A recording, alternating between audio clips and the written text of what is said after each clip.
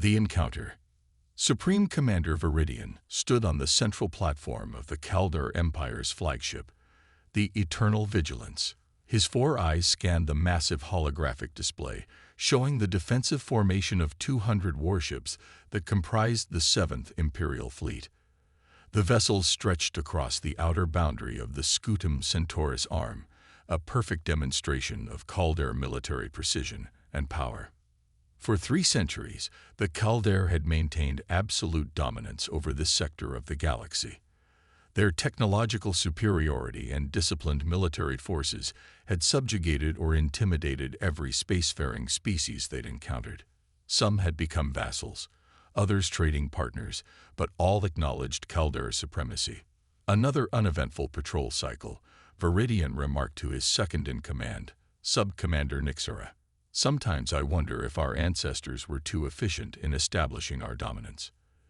There's little glory in commanding a fleet that faces no challenges.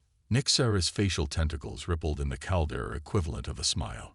The lack of challenge is precisely what indicates success, Commander. Our reputation alone maintains the peace. The calm of the bridge was interrupted by a series of urgent tones from the sensor station.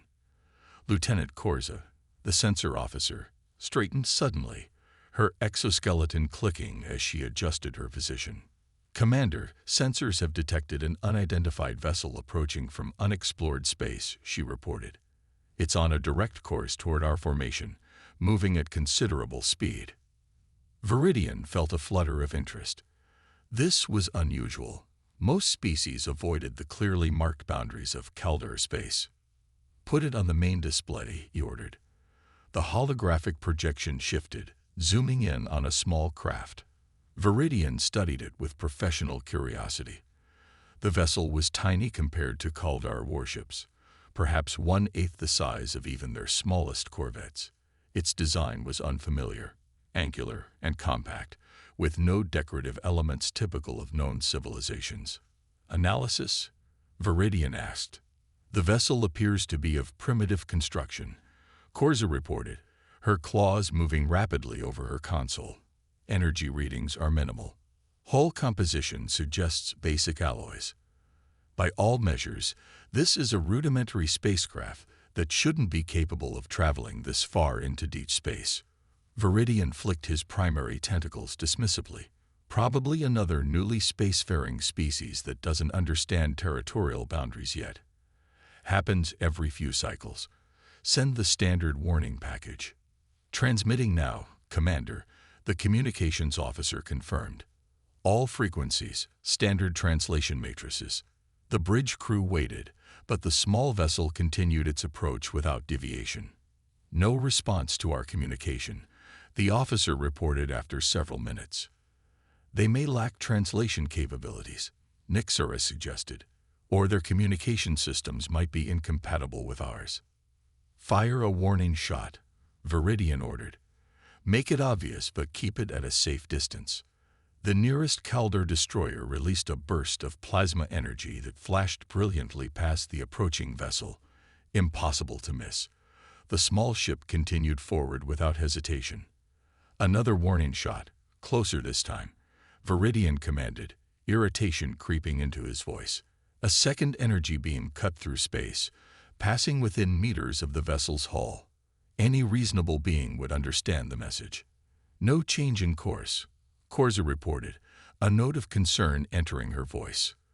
They're either not seeing our warnings or they're ignoring them. Viridian finished her thought. Something about this didn't feel right. Magnify the image of that ship. The holographic display zoomed in further, giving them their first clear look at the vessel. The design was unlike anything in the Kaldor database. Where Kaldor ships were curved and elegant, this vessel was compact and utilitarian. Every visible part seemed to serve a specific purpose, with no wasted space or decorative elements. Interesting, Viridian murmured. The design philosophy is completely different from ours. Entirely practical. Nixora moved closer to the display. Those could be weapon mounts, she said, indicating several points on the vessel's hull. But they're integrated into the design rather than prominently displayed. That detail bothered Viridian. The Kaldar, like most spacefaring races they'd encountered, designed their warships to be visibly intimidating, with weapon systems clearly visible as a deterrent. This ship's subtle approach to armament suggested a different philosophy entirely. "Open a direct communication channel," Viridian ordered. "Channel open, Commander." Viridian drew himself to his full height, his voice firm as he delivered the formal warning. "Unknown vessel, this is Supreme Commander Viridian of the Kaldar Empire's 7th Fleet. You have entered restricted space. Halt your approach immediately or face direct consequences. This is your final warning." Silence stretched across the bridge as they waited for a response. Instead of slowing or changing course, the unknown vessel suddenly accelerated, its speed doubling, then tripling in moments. "Impossible," whispered Korza. "Their engines couldn't possibly." "Battle stations," Viridian shouted. "All ships, defensive formation." The Kaldar fleet began to move, its perfect line shifting into a combat stance. Warning lights flashed across the command deck. "The vessel is heading directly toward the center of our formation," the tactical officer reported, his voice rising with alarm. Viridian watched as the small ship moved with surprising grace between the first line of Kaldar vessels. Its speed and maneuverability defied their calculations. What kind of species builds a ship like that? He wondered aloud. A simple text message appeared on his command console, the first communication from the approaching vessel. "KLDAR Filiti, this is HSS Deviant of Earth. Your 3ETs are Aknodali GD and DISMISSED. Prepare for diplomatic sionatesit." Viridian's 4 eyes blinked in astonishment at the audacity. A single tiny vessel dismissing the threats of a 200-ship Kaldar fleet. Either these creatures were insane, or they knew something he didn't. "Full scan of that vessel," he ordered. "I want to know everything about it. Now." Lieutenant Korza's hands trembled slightly as she adjusted the sensors, pushing them to maximum resolution. Her eyes widened as the results appeared on her screen. "Commander, I've run the analysis 3 times, she said, turning to face Viridian. "Their propulsion system is unlike anything in our database. It appears to be some kind of contained gravitational manipulation drive. The energy output." She shook her head. "The readings must be wrong. No engine that small could produce that much power." Viridian moved to look at the screen himself. The data showed impossible numbers, energy levels that should require a ship 10 times larger. "Could our sensors be malfunctioning?" he asked. "All systems are operating correctly," Korza confirmed. "Whatever we're seeing is real." Inside the HSS Defiant, Captain Alina Rice sat calmly in her command chair. Unlike the busy, crowded bridges of Kaldar vessels, the human ship's command center was minimal and efficient. Just 7 crew members operated the entire warship. "Status report," she said quietly. Commander David Chen looked up from his station. "Adaptive shielding at maximum strength, Captain. They've surrounded us with 200 vessels." He smiled slightly. "Their weapons are impressive to look at but inefficient in design. They've prioritized visual intimidation over practical combat effectiveness." Captain Rice nodded. "A common trait among species that haven't faced serious opposition. They rely on appearances rather than efficiency. What are their communications like?" Lieutenant Sarah Kim spoke from the tactical station. "Their comms channels are in chaos. They can't understand how we're maneuvering the way we are. Their sensor suites just increased in intensity. They're trying to figure out what we are." "Let's show them something really interesting then," Captain Rice said. "Navigation, pattern Sierra 9. "Sierra 9 confirmed," replied Lieutenant Rodriguez at navigation. The HSS Defiant suddenly changed direction, performing a tight spiral that brought it within meters of 2 Kaldar cruisers. The human ship then cut a path directly between them, moving so quickly that the alien vessels had no time to react. On the Kaldar flagship, Commander Viridian watched in disbelief as the human ship performed maneuvers that should have torn it apart. "Impossible," he whispered. No ship that size should be able to change vector that quickly. The G-forces alone would kill any crew. Korza looked up from her station. Commander, I'm detecting some kind of inertial control system on the human vessel. They've somehow found a way to neutralize the effects of rapid acceleration.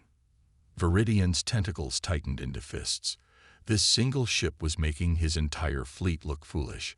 Hundreds of the Caldar's finest vessels equipped with the most advanced technology in known space, and they couldn't even track one small human warship. Enough of this, he said firmly. All vessels, target the human ship's propulsion systems. Disable it, but I want it captured intact. There's technology on that vessel that we need to understand. The order went out across the fleet. 200 ships adjusted their positions, weapons charging. Inside the Defiant, Commander Chen noted the change immediately.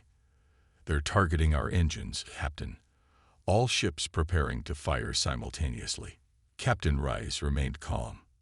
They finally decided to take us seriously. It's about time. Through her neural link to the ship's systems, she sent a series of commands to the defense grid. Prepare countermeasures. Let's show them what happens when they challenge a human warship. Lieutenant Kim smiled. Should we show them our main weapon systems, Captain? Not yet, Captain Rice replied. Let's see what they can do first. No need to reveal all our capabilities at once. The Calder fleet opened fire. A coordinated barrage of energy weapons, all targeting the Defiant's engine section. The space around the human ship lit up with destructive energy. When the light faded, the Calder crew expected to see the human vessel disabled and drifting. Instead, the Defiant emerged completely unharmed, its shields glowing slightly but otherwise unchanged. How is this possible? Viridian demanded. Our combined firepower should have overwhelmed any shielding system. Lieutenant Korza's voice was barely above a whisper as she reported the impossible truth. Commander, their shields. They adapted to our weapon's frequency. They actually grew stronger during our attack.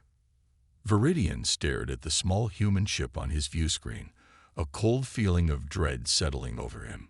What kind of civilization had they just challenged? The human vessel suddenly broadcasted a message across all Calder frequencies. KLDAR, Filiti. This is Captain Elena Ruiz of the HSS Defiant. Your weapons are ANEFFET. We come in peace, but while or is Poland to host TLITY. Cease fire and prepare to receive our diplomatic envoy. Viridian stared at the message in disbelief. These humans had entered Calder space uninvited, ignored warnings, evaded their fleet, withstood their weapons. And now they were dictating terms. It was unprecedented in 3 centuries of Calder dominance. Commander, Nixura said quietly beside him, perhaps we should consider their request. If their defensive capabilities are this advanced, we have to wonder what their offensive systems might be capable of. Before Viridian could respond, 20 Calder ships moved forward in perfect formation, their energy weapons glowing as they charged to full power. Sub-Commander Telvac, known for his aggressive tactics, had taken the initiative without orders. Attack pattern Delta. Telvac ordered from his ship. Surround and disable. Viridian cursed under his breath. Telvac, stand down immediately. He commanded over the fleet channel. But it was too late. The attack had begun. Diplomacy through strength. The 20 Calder warships surrounded the HSS Defiant, their weapons systems charged to maximum power. Their targeting systems locked onto the human vessel, calculating firing solutions based on its previous movements. Inside the Defiant, warning signals flashed across the bridge displays. Multiple targeting locks detected. Lieutenant Kim reported. They're attempting to predict our movement patterns. Captain Rice studied the tactical display through her neural link. She could see each Calder ship, their weapon systems, their shield configurations, and most importantly, the gaps in their formation, small imperfections invisible to anyone without enhanced perception. They're learning, she said, but not quickly enough. Commander Chen, prepare defensive countermeasures. Chen's fingers moved across his console. Point defense systems active. Kinetic strikers online and awaiting your command. Captain Rice nodded. Remember our mission parameters. Minimal force. We're not here to start a war, just to make a point. The Calder ships fired simultaneously. 20 beams of destructive energy converged on the Defiant from all directions, a textbook maneuver designed to overwhelm any defensive system. But the human vessel's point defense technology was anything but textbook. Microseconds before the beams reached the Defiant, small emitters on the hull activated. The incoming energy weapons bent slightly, missing their targets by mere meters. Those that couldn't be deflected were absorbed by the adaptive shields, which pulsed with blue light. No damage, reported Lieutenant Kim with a small smile. Their targeting algorithms are confused by our defenses. Commander Chen looked to Captain Rice. Shall we respond, sir? Captain Rice nodded once.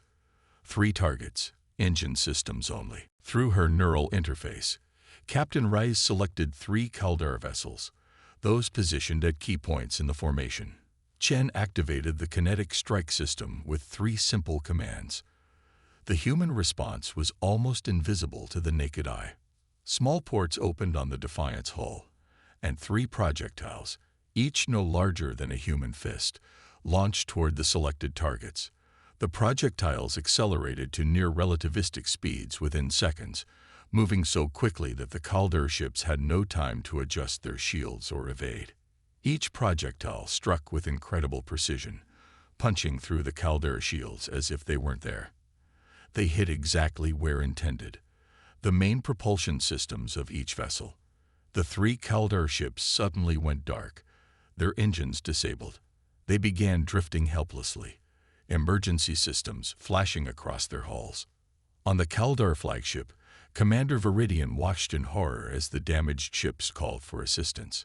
His bridge erupted into chaos as reports flooded in.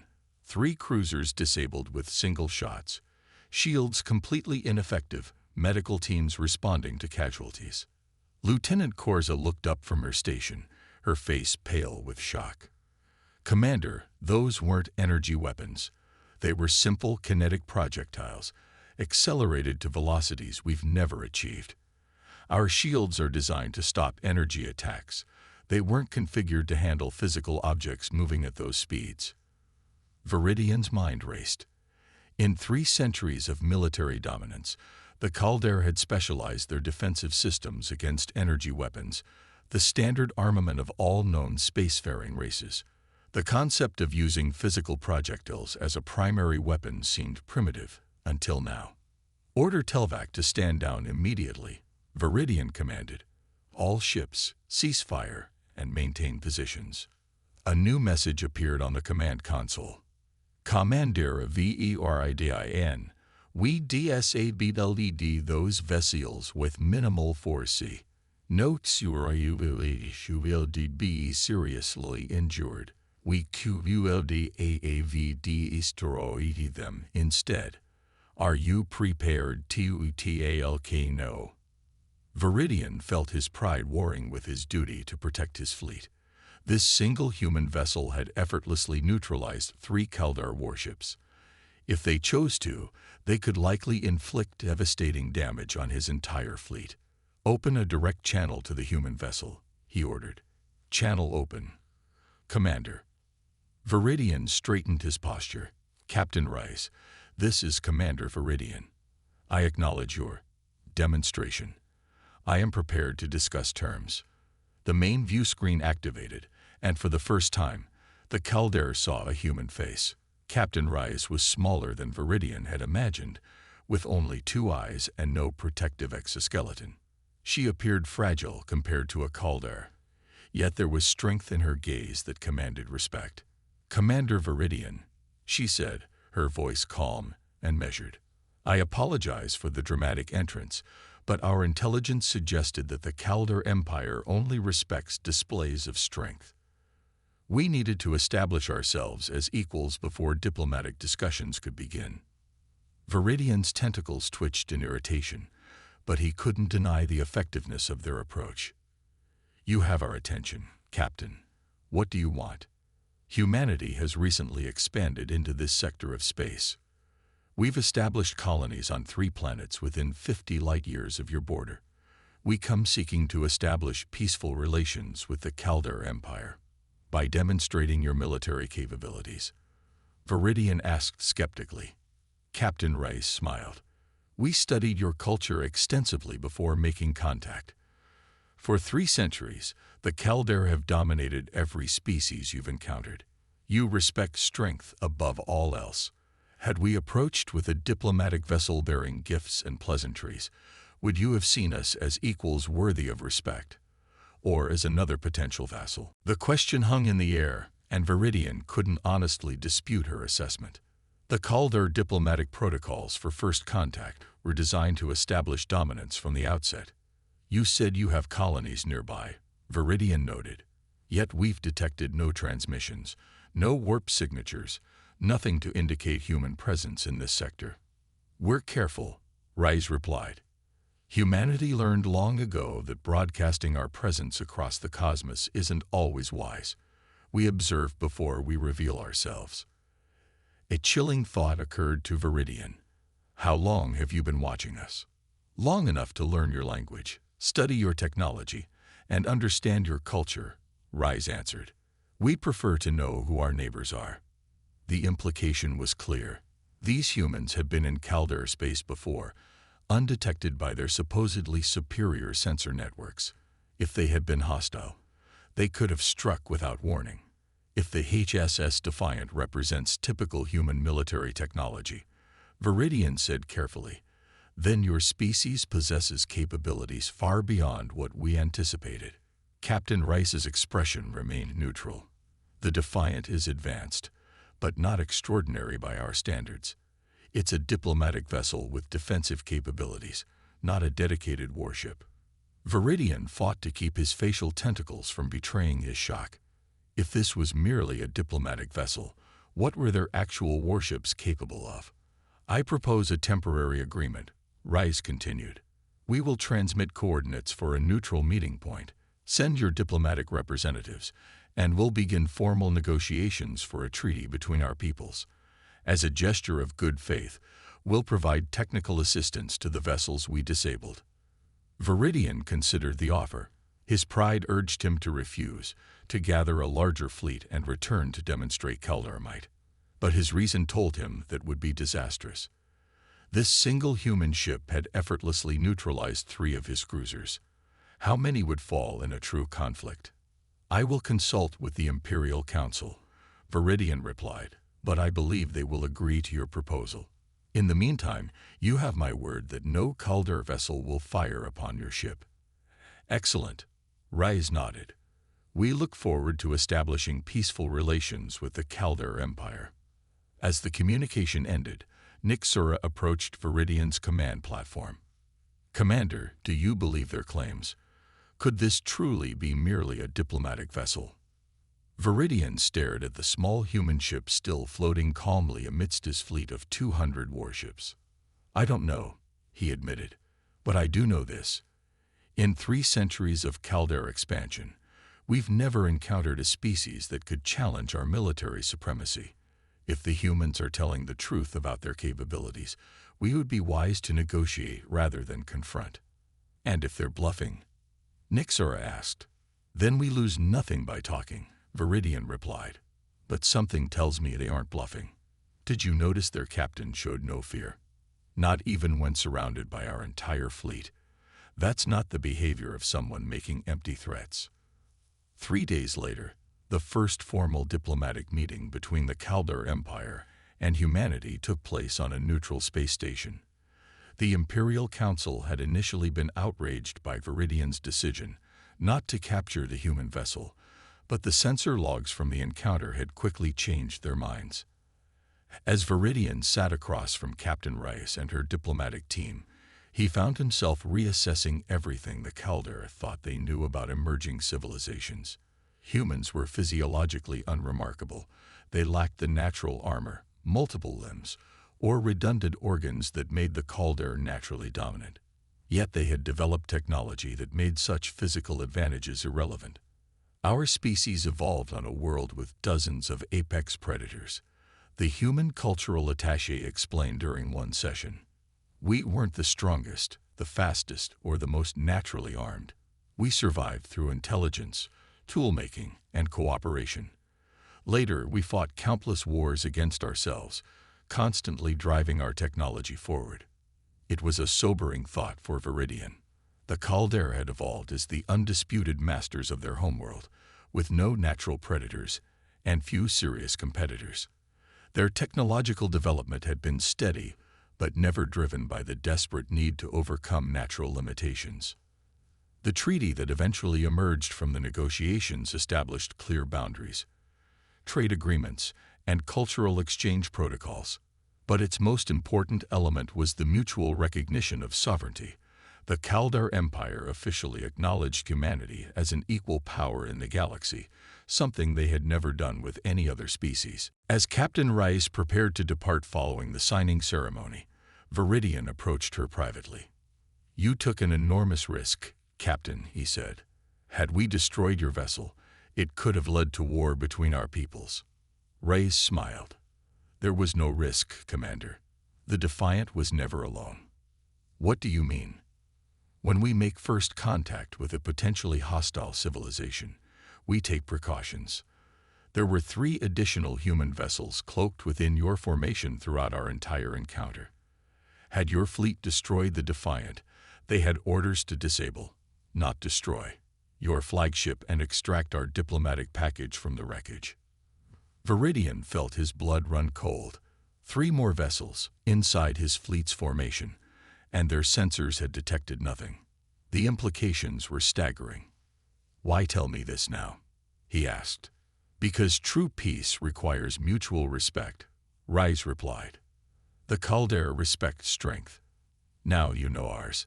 But we didn't come to threaten you. We genuinely seek peaceful coexistence. Sometimes, the best way to ensure peace is to demonstrate that war would be inadvisable." As the human delegation departed, Viridian watched their ship disappear into the darkness of space. For 3 centuries, the Caldera had been the unquestioned military power in this sector of the galaxy. That era had ended with a single encounter. Yet strangely, Viridian felt more curious than threatened.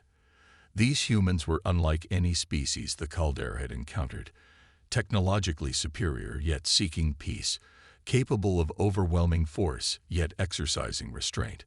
Perhaps there was much the Caldera could learn from them. As he returned to his flagship, Viridian issued new orders to the fleet. All Caldera vessels were to treat human ships with the utmost respect and courtesy. The age of Caldera dominance might be over, but perhaps an age of partnership was just beginning. And deep in his warrior's heart, Viridian hoped that someday the Caldera would find themselves fighting alongside these remarkable humans rather than against them.